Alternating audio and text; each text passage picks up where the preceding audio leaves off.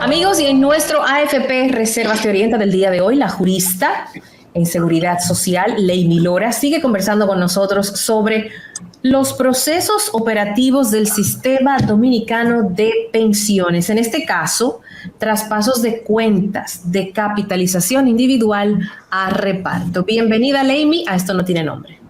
Hola a todos, ¿cómo están? Muy buenas tardes. Sí, en estas 2 semanas queríamos presentarles a la audiencia cuáles son aquellos procesos que no están vinculados directamente, vamos a decir, están vinculados directamente al beneficio, porque lo que busca es que, llegado el momento de que tengas que recibir uno de ellos, hayas cumplido con ciertos pasos que son más bien administrativos y operativos, como son los traspasos. Como explicábamos la semana pasada, un traspaso es cuando decides cambiarte, transferirte de una administradora de fondos de pensiones a otra, en el caso de que siempre hayas estado en el régimen de capitalización individual. Pero hay un proceso extraordinario que se aprobó por el Consejo Nacional de Seguridad Social a inicios del sistema, antes de que es el proceso de traspaso de capitalización individual para volver al régimen de reparto si usted en algún momento estuvo afiliado a ese régimen. Recordarle a nuestra audiencia que cualquier inquietud o comentario que tengan pueden pues escribirnos a nuestro WhatsApp 809-467-3390 o a nuestro correo electrónico afpreservasteorienta@afpreservas.com. Yo no sé si ustedes recuerdan que el Sistema Dominicano de Pensiones, en el caso de las cotizaciones obligatorias vía la tesorería, los iniciamos en el año 2003. Parte de los trabajadores y empleadores que debieron darse de alta e iniciar el pago de las contribuciones fueron también servidores públicos, le hace que el Estado, en calidad de empleador, pues igualmente participa de esa obligatoriedad de contribuir dentro del Sistema Dominicano de Seguridad Social para garantizarle a sus empleados y servidores los beneficios que ofrece el sistema. Y entonces recordarles que previo a eso también habían empleados privados que ganaban un salario mínimo nacional, y esos trabajadores, los empleadores privados, estaban obligados a afiliarlos al antiguo Instituto Dominicano de Seguros Sociales. Esos eran los modelos centralizados denominados de reparto. Y esas personas que se encontraban afiliadas bajo esas leyes, que eran la 1948 y la 37981, cuando entra entonces el Sistema Dominicano de Seguridad Social en el año 2003, que iniciamos a cotizar, se hizo una carga, y muchas de esas personas, por desconocimiento, porque automáticamente el sistema los afilió a una AFP, o porque ellos, sin saber, al llenar un formulario pusieron que querían transferirse a una AFP, cayeron en capitalización individual. Pero eran personas ya que tenían quizás más de 45 años, otros que de manera muy honesta establecieron que no sabían lo que habían hecho al llenar los formularios y que desconocían que su afiliación iba a variar, y entonces cayeron en una AFP. Entonces el Consejo Nacional de Seguridad Social, tratando pues de darle respuesta a esas personas que no iban a acumular saldos suficientes en sus cuentas de capitalización individual para poder recibir el beneficio llegada a la edad de retiro, decidieron, bueno, pues vamos a disponer de una resolución que permita entonces que estas personas puedan volver al régimen de reparto. ¿Por qué el proceso de traspaso no se puede hacer como en un solo clic? Como yo siempre relajo, porque para mí el tema de electrónico, yo siempre digo, pero es que cuando tú le das enter y eso tiene que resolverse. No se puede hacer porque la ley establece claramente que después que usted pasa de cualquier régimen previsional, especial o el de reparto a cargo del Estado, a capitalización individual, es decir, a afiliarse a una AFP, no puede volver a reparto.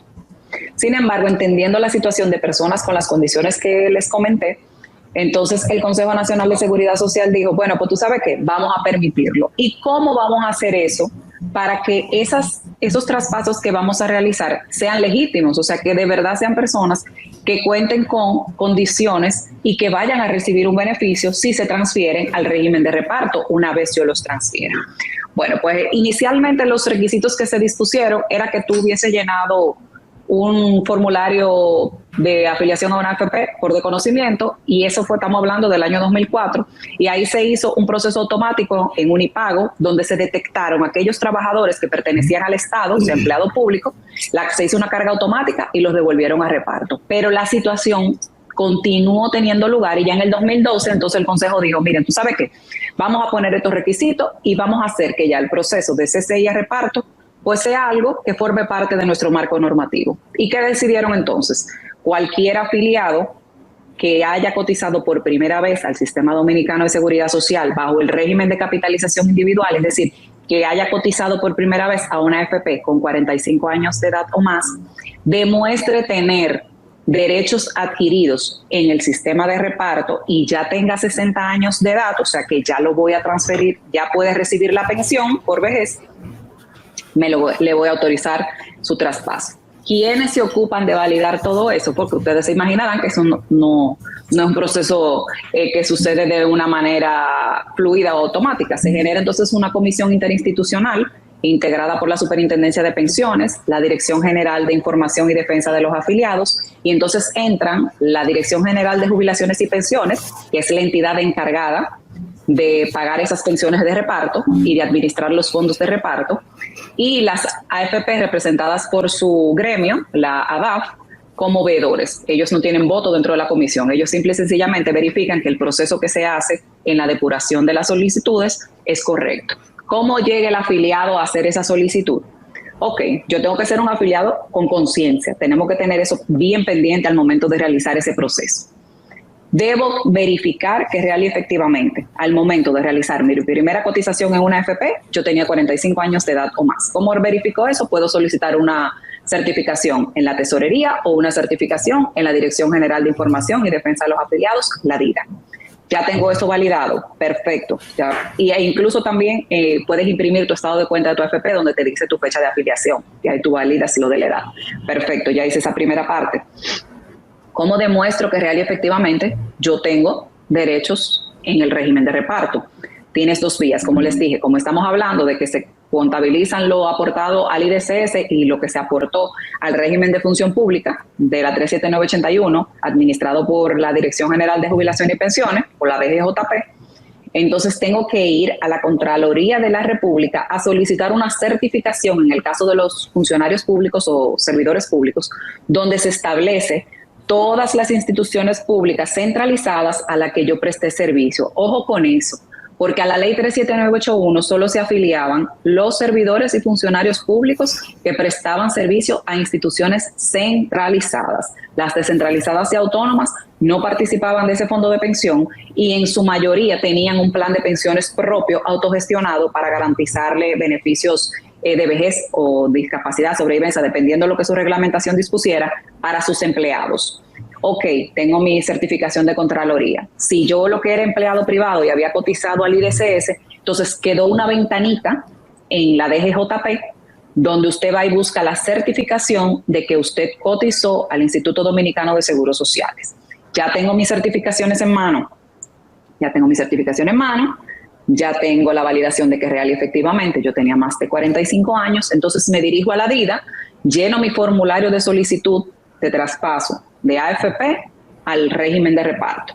Ya lleno mi formulario, cuando lleno ese formulario, entonces esa comisión interinstitucional se reúne y verifica que usted cumple con los requisitos exigidos, que son los que ya les mencioné, para fines de aprobar su traspaso. Ese proceso se toma aproximadamente 35 días. ¿Por qué? Porque se conoce mensualmente. La comisión se reúne una vez al mes, conoce todos los casos que son sometidos ante la DIDA y luego entonces aquellos que son aprobados pasan a Unipago, que yo no sé si ustedes se acuerdan, que es la empresa procesadora de la base de datos y es la por delegación del Consejo de Seguridad Social y de la propia Tesorería de la Seguridad Social, es la entidad que se encarga de administrar nuestra base de datos, es decir, que ella es la que lleva el registro de nuestra afiliación y hace ese proceso de traspasarte también de una AFP a otra o de una AFP a reparto. Cuando ya entonces se hace toda la carga, la CIPEN verifica que real y efectivamente el Unipago cumplió con el proceso de traspasos. En este caso, hay transferencia de recursos, que no sucede, como yo les decía la semana pasada, si yo me traspaso de reparto a capitalización individual, no me llevo dinero, lo único que me llevo es la titularidad de mi nueva afiliación en una AFP. En este caso, la AFP entonces transfiere todo el dinero acumulado por ese trabajador a la DGJP, que es la Dirección General de Jubilaciones y Pensiones, que va a recibir ese dinero y va a asentar el número de cotizaciones, porque recuerden que en reparto, para usted pensionarse, debe garantizar tener registrados al menos 20 años de servicio. Por eso la comisión interinstitucional verifica todo eso, o sea, no solamente verifica que tuviste en algún momento afiliado a ese esquema de reparto, sino que si yo te traspaso, tú tienes el derecho a recibir la pensión. Le hace que entonces las cotizaciones aportadas al régimen de la AFP tienen que ser suficientes para completar las que realizaste en reparto y sumar los 20 años de servicio. En el caso del IDCS deben al menos tenerse registradas 400 semanas de cotización, o sea, dividimos 400 entre 30 meses y creo que nos da una media, un promedio de 15, 20 años de aportación, que era el mínimo que se exigía en el IDCS. Entonces ya tan pronto se verifica que real efectivamente al momento de traspasarte, de transferir todo ese dinero, la DGJF va a proceder entonces con la solicitud y de inmediato o cuando corresponda te van entonces a pagar la pensión, porque recordemos que en el caso de reparto ellos tienen que tramitar todas las solicitudes de pensiones al Poder Ejecutivo. Y el Ejecutivo, yo no sé si ustedes han visto esos decretos, donde se establece que se aprueba que luego de verificar el cumplimiento de las normas vigentes, bla, bla, bla, el Ejecutivo aprueba las pensiones por antigüedad, se llamaban así en la ley 37981, que son las mismas por vejez de nosotros en ley 8701, aprueba la pensión de fulano, fulano, fulano, fulano y fulano. Esa fue una de las salidas y es uno de los procesos operativos que tenemos en el sistema, que se identificó como, vamos a decirlo, como razonable para poder honrar entonces ese compromiso que tiene el Estado de garantizarle a todo el mundo o a todo el trabajador que ha contribuido a un plan de pensiones una pensión o un beneficio llegada a la edad de retiro. No sé si hasta aquí tienen ustedes alguna pregunta. A mí me gustaría que a modo general pues conversáramos sobre la diferencia entre el sistema de reparto y el sistema de capitalización individual, porque me parece que no hay diferencias claras. Okay. O sea, sí las hay, pero hay gente que no las distingue. Sí, mira, la diferencia principal es que el trabajador activo es el que financia la prestación de ese trabajador que cumple con las condiciones para recibir un beneficio. Le hace que todas las aportaciones en reparto van a un solo fondo común, desde el cual se pagan las pensiones de aquel que ya está pensionado y aquel que le corresponde en este momento recibir una pensión. Eso, como lo hemos hablado muchas veces, tiene la problemática de que el volumen de aportación es poco, o sea, el monto que aportamos es muy bajito y no permite que ese fondo sea autosostenible. En adición a eso, y ustedes me imagino que están conscientes de eso, porque ustedes se mantienen siempre altamente informados y es parte de lo que hace de este programa que sea todo un éxito y que la gente lo siga, es que tenemos el problema de la demografía, léase, el aumento de la expectativa de vida. Para los planes de pensiones de reparto eso es fatal, porque mientras más tiempo tengo que pagarle pensión a una persona, menos ingresos estoy recibiendo porque tengo personas más viejas ya que están fuera del terreno activo laboral y los trabajadores entonces que tengo son poquitos, cotizan poco. Es insuficiente para ese plan lograr garantizarle entonces las pensiones a aquellos que se van quedando detrás. O sea que son ineficientes, son deficitarios, no son sostenibles financieramente hablando. Se usa, por ejemplo, en España. Sí, y menciono España porque mi esposo es español y de alguna manera pues uno está muy en contacto con las noticias de ese país y veo que España, por ejemplo, hasta donde sé, es uno de los países que todavía utiliza, no todavía porque son diferentes opciones, el sistema de reparto, pero tiene la dificultad que todos tienen sus cosas, no hay un método perfecto, ni siquiera para criar hijos, yes. Porque todos tienen sus nunca cosas. Mejor dicho, nunca sí, es así, yo tengo dos y son totalmente diferentes, lo que me funcionó con una no me funcionó con la otra, entonces tú dices, pero ¿cómo es esto? Y así es la vida, todo tiene sus pros y todo tiene sus contras, lo que usted tiene que hacer es estar informado sobre cada cosa que usted va a implementar, aceptar, asumir en su vida y decidir lo que para usted funciona. En el sistema de reparto, por ejemplo, tiene la situación en España de que con la longevidad de los ciudadanos, ahora no hay suficiente fuerza laboral joven para sostener a toda esa cantidad de personas mayores que ya están en edad de jubilación. Y entonces, ¿qué sucede? El gobierno tiene que permanentemente inyectar dinero para poder solventar el sistema, que entonces al final no funciona como debería funcionar. Y de hecho, tú que citaste el caso de España, qué bueno que lo tomaste, que fue ese que elegiste. Te cuento por qué. Ese es uno de los ejemplos donde el tema de la demografía ha afectado de una manera muy, muy dramática al desarrollo del plan de pensiones que ellos tienen y ya están buscando alternativas complementarias con capitalización individual que también está replicándose en muchos países, justamente porque ya se han dado cuenta que sin el acompañamiento del ahorro y la inversión de esos ahorros que garanticen rendimiento, no van a poder pagarle las pensiones futuras a sus trabajadores. Pero tienen el tema también de que ya se dieron cuenta que la gente, como está viviendo más, han tenido que forzar la edad de jubilación, la han tenido que extender. Y si antes tú te pensionabas a los 50 o a los 60, ahora tú te vas a pensionar a los 67, que es la edad promedio de jubilación ahora en España. Además de eso... Pero eso porque la expectativa de vida es más larga. Ha ido incrementando, correctamente, y necesito que más personas se queden trabajando y además se ha aprobado, como yo les dije a ustedes una vez, si yo tengo un 25% de mi cartera de afiliados cotizantes, que supera la media de entre los 55 y superan los 65 años de edad. ¿Qué me hace pensar eso a mí? Que la gente sigue trabajando, la gente no se jubila a los 60 años. No es lógico porque estamos viviendo una etapa diferente, el mundo cambió mucho y los modelos incluso de empleo han cambiado tanto. Fíjate que la pandemia nos obligó a entender que podíamos tener reuniones efectivas vía electrónica. Mira, una maravilla, qué feliz. Entiendo, o sea, yo tuve una esta mañana.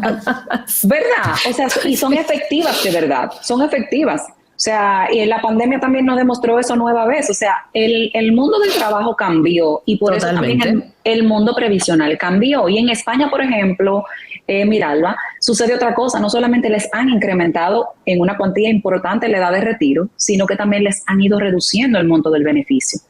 Porque el Estado no puede seguir subvencionando las pensiones en las condiciones que antes las pagaban. O sea, estamos hablando que si antes te pagaban una pensión de 2.000 euros, al que le tocó los 2.000 euros sigue recibiendo esos 2.000 euros. Y no solo eso, el costo de la indexación de esa pensión. Pero al que se está pensionando ahora son 1.200 o son 1.100 o son 800. O sea, ya hasta la pensión mínima la han ido variando para poder repartir ese fondo entre todos aquellos que son o van a ser beneficiarios. Entonces, son de las cosas que tenemos que pensar. Otra de las diferencias que, como me preguntaste, entre reparto y capitalización individual es que en reparto tú tienes un beneficio definido, que es lo que hace también que se encarezca más el sistema de reparto. Sin embargo, en capitalización individual, es tan bueno como no tan bueno, tú te vas a retirar en función a aquello que hayas podido acumular en tu cuenta de capitalización individual, tanto con tus aportaciones obligatorias y voluntarias, como con el rendimiento generado por las inversiones que realizan las administradoras de fondos de pensiones, como es el caso de AFP Reservas. Pero, por ejemplo, y perdón, o sea, para ir conversando sobre la marcha, en el sistema de reparto, el Estado, me corriges porque estoy preguntando, te retira todos los meses una cantidad. Un aporte. ¿Y ese aporte cómo se mide? ¿Dependiendo de tus ingresos? Sí, acuérdate, todos cotizamos. Aquí en República Dominicana tenemos una tasa de contribución estándar, que es el 9.97%. En el caso de reparto. En reparto. Pero ese dinero se guarda ahí. No va a ninguna parte a invertirse, que es lo que sucede con el fondo de capitalización, que es un dinero que se invierte para darte alguna rentabilidad. Correcto. A través del tiempo. Reparto no genera ahorro. A ver, entonces sería lo que se llama, o sea, no sé si se llama cash flow, así, es un dinero muerto. Porque un dinero puesto ahí que no está siendo invertido ni rindiendo más beneficio que cuando toque esperar. Pero es que ese dinero también se puede depreciar. El dinero, creo que hay que mantenerlo moviéndose. Todo, es lo que te digo. No, pues te repito, reparto funciona como una caja chica. ¿Por qué? Porque para tú tener un fondo de reparto que real y efectivamente pueda ser eficiente y pueda ser autosostenible, tú tienes previamente que generar un capital técnico, porque el reparto funciona como el aseguramiento ordinario. No sé si tú conoces muy bien eso o tienes una idea más o menos. Tú sabes que el tema del seguro es un negocio de grandes números. Le hace que si yo vendo seguros de vehículos, yo necesito tener por lo menos una flotilla de 100 carros y yo vendo mi prima en 200 pesos. Entonces yo por 100 carros con 200 pesos, yo tengo 200,000 pesos. Y ese año puede que un siniestro ocurra y yo no tenga que pagar nada, pero tengo el capital técnico aquí. Entonces, para que el reparto funcione, como en el aseguramiento ordinario, yo tengo que tener un capital técnico importante que permita que por cada persona que tenga que recibir un beneficio, yo tenga ese dinero ahí guardado. Pero ¿qué pasa? Que esa no es la realidad, porque la realidad es que el dinero entra, pero sale. O sea, para tú generar un plan nuevo, tú tendríamos, por ejemplo, que empezar desde cero, donde tú nada más afilies a personas que tienen 18 años, que te da la garantía de que esa se va a pensionar cuando llegue a los 60 menos 18, tú tienes que tener una persona ahí con 48 años cotizando y no toque el dinero, así no invertirlo, colocarlo en bonos, colocarlo en instrumentos financieros que te generen rentabilidad y más o menos así tú podrías hacerlo, pero esa no es la realidad de los fondos de pensión, de los planes de reparto ni los planes de pensiones de ninguna parte del mundo, porque hasta en capitalización individual tenemos afiliados que entran con 50 y con 60 años de edad, porque es el primer quizá empleo formal que tienen, porque también sumémosle a eso, Miralba, con toda la situación que ha sucedido en el mundo, desde hace tiempo venimos hablando de las modalidades de empleo, no solamente por la pandemia, es que desde hace muchísimo tiempo, desde que el Internet nació, tenemos un grupo de trabajadores que hacen labores desde sus hogares o desde un dispositivo móvil. Eso es verdad. Y esos no cotizan, ¿por qué? Porque los han contratado bajo la modalidad de honorarios profesionales. Entonces, ese jovencito que son freelance. Exactamente, ¿qué publicista? ¿Qué programador? No me importa, hay un tema cultural también. Exactamente, y el tema cultural del consumo presente. El joven tiene la debilidad de que no entiende que menos tiempo de lo que él piensa va a estar igual de viejo que su mamá. Bueno, yo te voy a decir una cosa, cuando yo tenía 25 años yo no pensaba en ¿qué retiro? ¿Qué es eso? Pero después que tienes hijos y llegan los 40, tú dices, ay, pero espérate. Correcto. ¿Y qué vamos a hacer después? Es así, es una realidad. Y óyeme, lo que yo le digo a todo el mundo, invito a todo el mundo siempre con este tema de pensiones. Señores, a pensión hay que quitarle el mal olor que tiene, porque pareciera como que es una cosa asqueante hablar de pensiones a veces. La gente se irrita, se molesta. Es como que tú lo pellicaste, pues cuando te dan ese pelliquito abajo el ala, como dicen los muchachos, y que se siente mal. Eso tiene que ser una conversación cotidiana. Hablar de pensiones es incómodo, pero es lo mismo que hablar de qué va a pasar el día que usted se muera. ¿Usted quiere que lo entierren? ¿Usted quiere que lo cremen? ¿Dónde usted quiere que lo entierren? ¿Con qué ropa usted quiere que... O sea, usted tiene que pensar que usted se va a ir de esta tierra en algún momento. Usted tiene que dejar eso preparado. De hecho, tú y yo tenemos un amigo en común que no está aquí hoy, que tiene hasta su testamento. O sea, pero yo te estoy hablando de que hace más de 10 años, bueno, más de 15 años que lo conozco. Pero eso tiene su testamento. Yo no tengo testamento y ese señor tiene su testamento. Y yo digo, muchacho, y me dice, ay, porque yo me voy a ir un día, yo tengo que dejar eso claro. Y tienes razón, o sea, hay un tema de previsión. Claro, pero la gente no piensa en eso y es lo que tú dices, hay que hacerlo. Yo le digo a mi mamá, a mis hermanos, a todo el mundo, yo le digo, señora, nosotros en la mesa tenemos que hacer parte de la comida. ¿En qué AFP tú estás afiliado? ¿Y cuánto fue el rendimiento de tu AFP? ¿Tú estás seguro que esa es la AFP que tú quieres? ¿Y por qué tú mejor no te vienes conmigo? Vámonos para la mía. A mí me tratan súper bien, o yo conozco a fulano en ese AFP. Mira, la tasa mía de este año fue de tanto, ya yo tengo rentabilidad tanto, me han incrementado el 50% el monto de mi cuenta, ya yo tengo tanto acumulado. Hasta explicarle a tus hijos cómo solicitarían la pensión en caso de que ya tú no estés. ¿Tú ves? O sea, tiene que hacer, yo de verdad, honestamente, yo a la mía, yo tengo una de 16, unas amigas me relajan de que porque yo tengo una de 15, casi 16, estamos ahí. Mi amor, tú eres mi compañera de sufrimiento. No, yo voy suave todavía. No, la mía es. Yo tengo una amiga que sí que me relaja, porque yo si voy a salir de viaje o me voy al interior manejando yo o con cualquier persona, yo siempre le digo, recuerda que yo estoy afiliada en AFP Reservas, recuerda que tal cosa, recuerda que tú tienes que hacer esto, que mamá ya le dice a mi mamá Leida tiene que hacerte el acto de determinación de herederos, recuerda todo eso, Victoria. Señores, y mi amiga me dice, pero no nada más cuando tú te vas de viaje, tú lo tienes que hacer, porque saliendo de la puerta de tu casa para la oficina, tú te puedes chocar y que te pase cualquier cosa. Y yo, bueno, pero esos días me acuerdo y se lo digo, y se lo comunico, y ya mi hija sabe dónde yo estoy afiliada. A veces le comparto el estado de cuenta para que ella misma lo vea y se vaya como familiarizando con eso. Le explico la importancia del sistema en sentido general. O sea que hay unos componentes ahí que debemos seguir desarrollando y que debemos seguir propagando y hacer, señores, de el sistema de seguridad social en general, hablar del sistema de seguridad social, debe ser parte de la cotidianidad nuestra, porque es que la seguridad social, mira, está en todas partes. Si te enfermas, que tienes seguro de salud, si estás trabajando y tienes una enfermedad profesional o un accidente de trabajo, realizando las labores que tú realizas, en las que te desempeñas, si te pone viejito, si te discapacita, si falleces tristemente, porque eso es parte de la vida. Todo puede pasar. La condena, con la vida llega la condena de la muerte. O sea, hay que estar claro en eso. Y pienso que debemos como alivianarle un poco ya la carga al tema, porque tenemos más beneficios, muchísimos más beneficios nos brinda el sistema que las quejas que constantemente recibimos sobre cómo y por qué debo estar afiliado. Creo fiel y fervientemente que estamos, y siempre lo digo también a la gente, mira, Alba, 20 años después de ya 22 casi, de la promulgación de la ley 8701, el país nuestro cambió. Nosotros no somos quienes éramos en el año 2001, señores, y producto de todo eso, nosotros los afiliados, los que cotizamos, trabajadores, empleadores, oye, somos protagonistas de eso. El desarrollo que nosotros exhibimos con ese aporte obligatorio de un 2.87 de tu salario. Oye bien, mira, Alba, un 2.87 de tu salario, porque tu empleador te completa lo otro. Eso te hace a ti partícipe y protagonista de todo lo bueno que estamos exhibiendo nosotros en materia de generación de empleo, en materia de infraestructura, en materia de desarrollo turístico, en materia de desarrollo económico, señores. Y eso lo estamos haciendo nosotros. Creo que hacen muy bien las AFP, todas en general, incluyendo esta de Banreservas, de llevar la información a la gente, porque si yo creo que ha habido un desfase con este tema, ha sido por falta de información quizás oportuna. Creo que por mucho tiempo ha habido silencio, y cuando hay silencio, cualquier conversación se instala.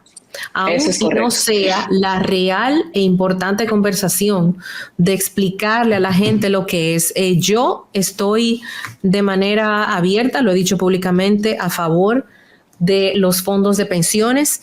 De hecho, el otro día nos visitó un reconocido médico, el presidente del colegio médico, y yo le decía, es que yo escucho muchos discursos o algunos discursos en contra de los fondos de pensiones.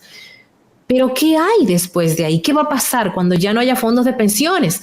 ¿A qué vamos a apostar? Porque ya en una época no teníamos fondos de pensiones. ¿Y dónde está ese dinero? Por lo menos ahora tú sabes que está ahí. No, pero los intermediarios, mira, si ese intermediario me va a garantizar que ese dinero no se le va a poner la mano y yo le tengo que pagar mensual para que él me garantice que eso está ahí, yo lo pago. Ahora, lo que yo no quiero es que mi dinero me lo descuenten y que después nadie sepa dónde está y andar dando lástima como andan muchos cañeros y muchas personas parándose frente al palacio pidiendo una miseria. Así es. Eso no lo quiero ver. Entonces, para nada. La respuesta es, no sé, nadie me sabe decir que si quitamos los fondos de pensiones, ¿qué es lo que vamos a hacer? Nadie me dice, porque yo quisiera escuchar también la otra campana, pero háblame algo sólido. Ser, como dices tú, los próximos cañeros, porque eso los próximos cañeros que nos vamos a parar en la calle más flaca que tiene el Yo país, sí entiendo que hay que hacerle ajustes a la ley de seguridad social en general. Por supuesto. Y estoy de acuerdo, y si es para eso que hay que marchar, marchemos. Pero para eliminar lo que tenemos, ¿para poner qué? Ay, no, eso hay que explicármelo bien y al paso. No, bien y al paso. Los discursos populistas para mí, honestamente, no tienen venta. Tienen adeptos, será lo que tienen, ¿verdad? Porque son personas que yo pienso que a final de cuentas siguen una línea, pero ni siquiera entienden qué es lo que están siguiendo. Porque cuando tú mismo le preguntas a ellos, como tú estás señalando, cuando tú le preguntas a ellos, ¿y cuál alternativa usted me va a garantizar a mí? Porque hay algo que yo particularmente entiendo que como persona el Estado ya me garantiza, el Estado me provee de ciertas cosas que me permiten a mí desarrollarme. Y déjame decirte algo, yo soy una dominicana más que orgullosa de haber nacido en la tierra que nací, porque para mí República Dominicana es el país de las oportunidades, donde aquí el que quiere hace todo lo que quiere. El que quiere de verdad, aquí no es el que puede, no. Aquí el que se faja, el que estudia, el que busca oportunidades, las encuentra. Aquí tenemos nicho para todo. Yo te voy a decir una cosa, y se lo digo a algunos amigos siempre, yo soy hija de un agricultor y de una maestra de escuela pública que salieron los dos de Vallacanes recién casados. Se trasladaron a La Vega, ahí nací yo, y yo lo que vi en mi casa fueron 2 personas trabajando como 2 locos, eso sí, para darle a sus hijos una buena educación. Claro. No hubo claro. que hacer nunca lo mal hecho, no hubo que robarle a nadie, no hubo que vender droga. A lo que yo sí vi fue mucho trabajo. Mi papá levantarse a veces a las 4 o las 5 de la mañana, arrancar para su finca hasta en un motor, porque si no se podía entrar, porque lo da sal, el río se desbordó, el yuna y hay que coger para el arroz, todo eso sí. Pero es verdad que yo, aparte de mis padres, los dos, conozco gente que cuando se ha querido, y óyeme, sin respaldo detrás, es que es lo que te estoy diciendo. sin respaldo detrás, no hubo nadie que llegara y le dijera a mi papá, José, mire, esto es tanto para ustedes. No. Yo siempre me acuerdo me acuerdo de un amigo, una persona a quien le tengo mucho, mucho aprecio y mucho agradecimiento, que siempre me decía, cuando le venían, de ay, que tú tienes mucha suerte. Ay, sí, claro, yo tengo muchísima suerte. No. Mientras más temprano me despierto a trabajar, así más suerte mismo, tengo. y hasta más tarde me duermo trabajando. Así, eso es la suerte. Usted fajarse a trabajar todos los días por eso que usted quiere y enfocarse. Ni se lo beba, ni lo juegue, ni lo malgaste. Porque eso, tú ves, eso sí yo no vi en mi casa. Mi papá ni bebe, ni fuma, ni juega. Ninguno de los dos. El dinero que ellos era para de sus hijos, su casa y su negocito. Ya. Sí, no, y ojalá de verdad que ojalá que todos esos discursos que se están escuchando en contra del sistema de pensiones que se logró instaurar en República Dominicana, que ha representado el único ahorro nacional que tenemos como país, lo podamos romper y que abramos el diálogo. Vamos a abrir el diálogo. Cuéntame qué es lo que te inquieta, cuéntame qué tú necesitas, cuéntame en qué tú entiendes que los fondos de pensiones o el proceso de administración de los fondos no acompaña al afiliado. Dímelo de verdad, vamos a buscarle la vuelta porque estamos en el momento de la reforma. Ese es el escenario real y el ideal para que usted exponga, no salir a hacer pancarta pública cuando usted de hecho ni siquiera trabaja en sector pensiones y usted tiene una pensión por otro lado, que mejor ni te voy a contar de eso. O a veces Edwin está guapo ya. Sí, ya, Edwin, tenemos que despedirnos, pero bueno. Leimi, gracias como siempre por traer información sobre este tema tan conflictivo en ocasiones, pero que tenemos que debatir de manera abierta y de manera social. La conversación no se puede cerrar. Siempre hay que estar hablando del tema.